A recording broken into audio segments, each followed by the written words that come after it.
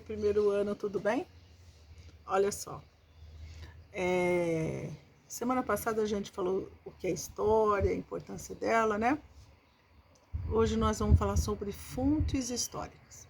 Fonte histórica é todo documento que possa representar um vestígio humano, um vestígio de uma civilização, tá? Vestígio histórico, tá? Vestígio é um documento histórico. Pode ser um osso, pode ser um pedaço de fogueira, pode ser um pote de barro, pode ser um documento escrito, pode ser uma foto, pode ser um filme, pode ser qualquer coisa de qualquer época que represente a civilização humana, certo? Tem um cara chamado Bloch, que ele é um historiador muito famoso. Ele diz que tudo que o homem diz ou escreve, tudo que ele fabrica, tudo que ele toca, pode e deve informar sobre ele. Isso tudo pode representar fontes históricas, tá? As fontes históricas podem ser materiais e imateriais. Ou seja, pode ser tudo que você toca, que você produz. Pode ser uma foto, pode ser uma pedra, pode ser uma pedra que represente um machado lá da pré-história, pode ser uma roupa, pode ser um livro, pode ser um sapato, pode ser um prédio histórico. Uma pirâmide é um prédio histórico. As pirâmides lá dos maias, incas e astecas, dos maias lá no México, né? Em Yucatán, são fontes históricas, são vestígios humanos. E materiais pode ser o quê? Lendas, histórias. Na África, por exemplo, tem regiões da África que toda a história é oral, é imaterial, não há como pegar. As histórias são contadas dos mais velhos para os mais jovens.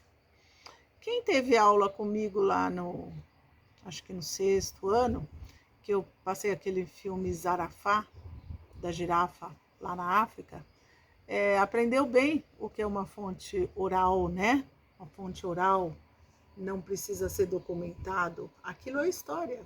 Os que os mais velhos passam para os mais novos. Aqui no Brasil, por exemplo, principalmente no interior, né? Os mais velhos contam histórias fantásticas, né? Isso é história. Do lobisomem, da mula sem cabeça, do Saci Pererê. E isso são lendas, são mitos. Tudo faz parte da história do povo brasileiro, certo? Então, tudo que o ser humano produz, toca, ou fala, é considerado história. Certo? Entenderam? Então, aí você tem fontes históricas voluntárias e involuntárias também, tá? O que são fontes voluntárias? Eu produzo um documento para ficar na história, de propósito. Não aconteceu por acaso. Eu posso produzir um livro contando a história de alguma coisa. Eu posso produzir um filme contando a história de alguma coisa. E algo é involuntário, acontece um fato ali e depois esse fato é registrado. Então, aconteceu lá um acidente, ou aconteceu um fato muito importante numa cidade, aí depois alguém vai lá e registra esse fato. É involuntário, tá ok?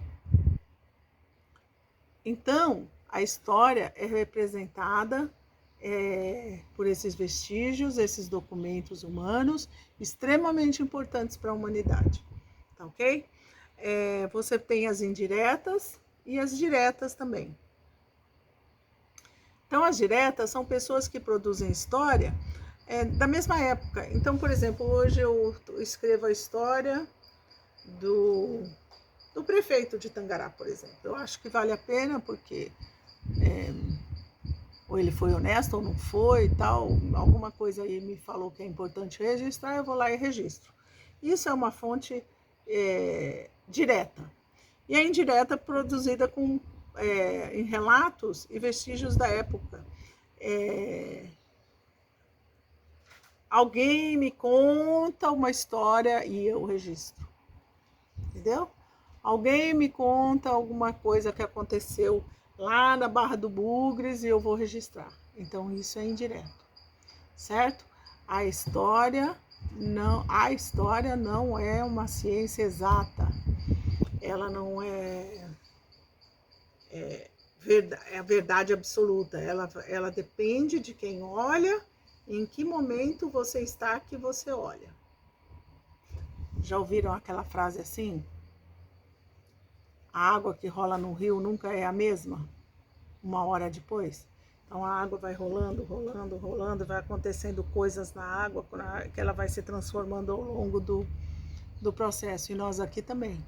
Então eu não sou a mesma de ontem, não sou hoje a mesma de amanhã. A gente vai mudando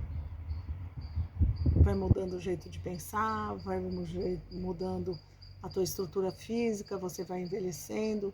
Todos nós passamos por isso. Então, nós nunca somos os mesmos.